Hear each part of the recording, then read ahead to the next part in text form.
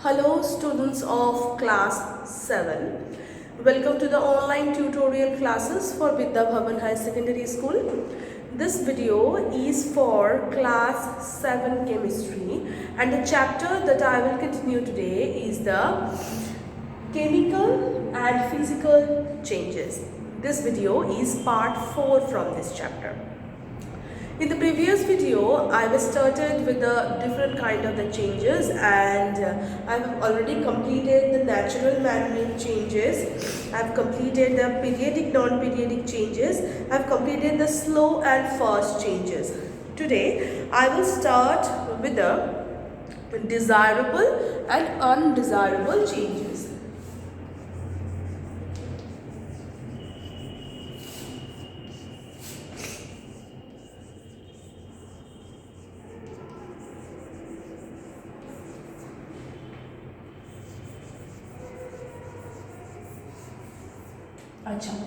So as the name suggests, the desirable and undesirable changes. Desirable changes are something that is desired by the normal individual.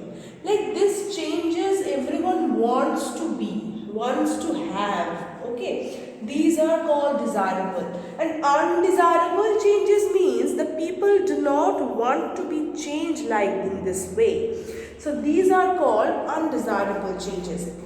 So changes that are useful to mankind and are the side of be the desirable changes. For example, when cooking gas burns, it produces heat and cook our food. So this is obviously a desirable changes. We are buying that gas, we are burning that gas only to get that heat. Okay, milk turning into curd, it is also the desirable changes, but obviously when we want that curd, if it will happen by its own or any different way, different not proper scientific way, then obviously it is not wanted, it is the unwanted thing. But normally when we want curd, we give lactic acids or we are curdling them to giving the lemon juices, or we are giving like the chana we are making or the normal curd we are making. These all are desirable changes. Okay, any changes that bring about destruction is called the undesirable changes. That brings the destruction. It's a very easy simple way to make you understand that what is undesirable changes. Floods and epidemics are the undesirable changes. So we don't need any flood, any epidemic diseases, any earthquake, any tsunami anywhere, right? So these all are undesirable changes. So some changes are desirable at one time and undesirable in some other time. For example, cutting of trees is desirable for those who need wood for cooking.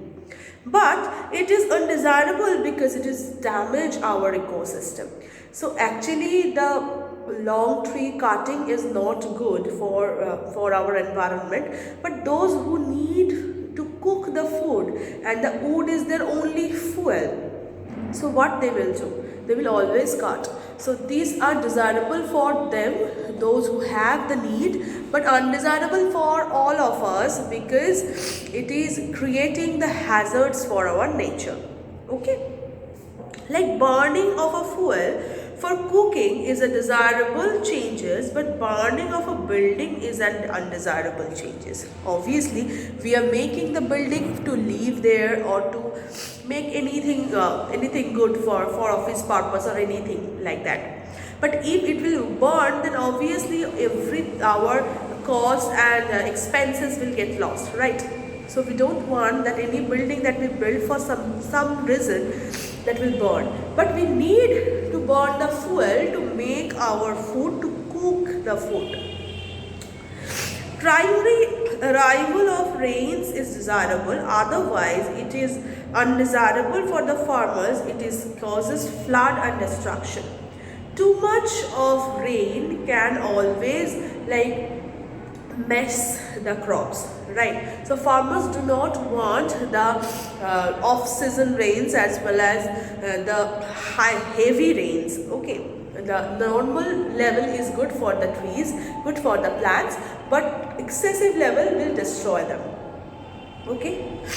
The next change that we are going to discuss is the reversible and irreversible change.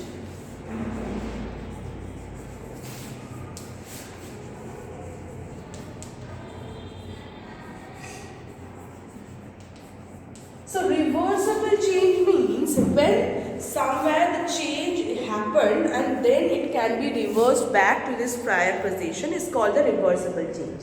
And irreversible change means when the change happens for once, we can't get the previous things back. I'm giving you a very easy example, you will understand. The reversible change means when we like give heat to the ice, it will like liquefy it, it will break the water, then it will be evaporated.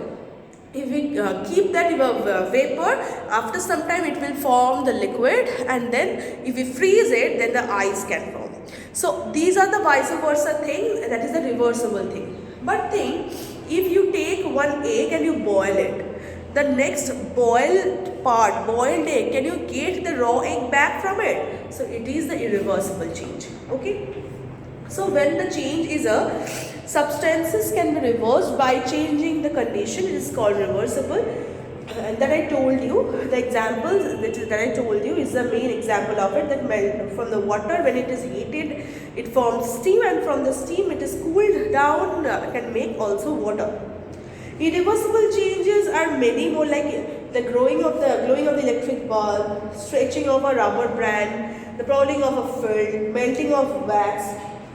These all are the reversible changes. Okay, and some examples of the irreversible changes also I can give you, like grinding of wheat or corn into flour.